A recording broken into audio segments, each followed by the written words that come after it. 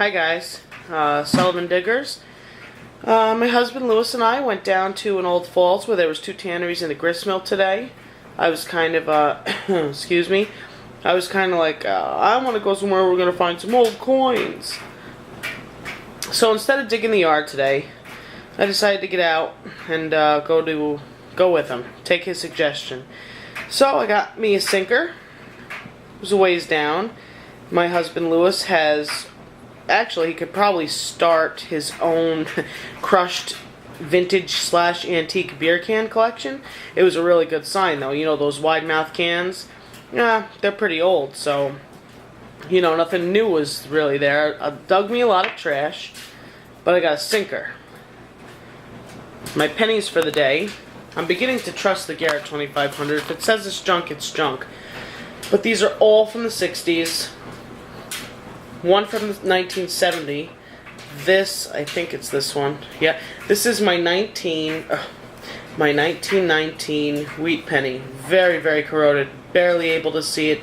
In fact, I chucked it over to Lewis and said, "Tell me, that's a memorial, right? You know, the one with the building on the back." And he said, "No, it says 1 cent." And I looked in the sunlight, and boy, sure as day, that date beamed. I'm not even going to try and focus on it. So these were all found by a tree. Okay, I love trees. I found a walking $50 5 years ago with a bounty hunter, crushed in ice. Me and my daughter dug it out. So I always do the base of the biggest, oldest tree I can find. My surprise of the day was my first silver coin with the 2500, and it was this. I actually have it with my replica Spanish reel. It's a Barbadine. I'm sorry my fingers look disgusting. We were digging all day. I'm tired. Anyway, it's 1912. I gotta get it out of this pack here. It is 1912. Mint mark D for Denver. Barbadine. This was about 20 feet away from these 60s pennies.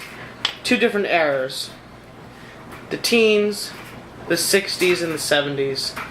Very different dates, very close together.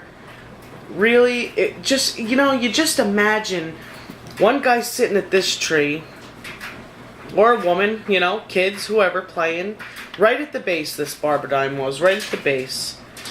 He's sitting there, and for some reason he drops it, and you jump on your time machine, almost 40 years later, and you got these guys from the 60s at a tree directly across from this one.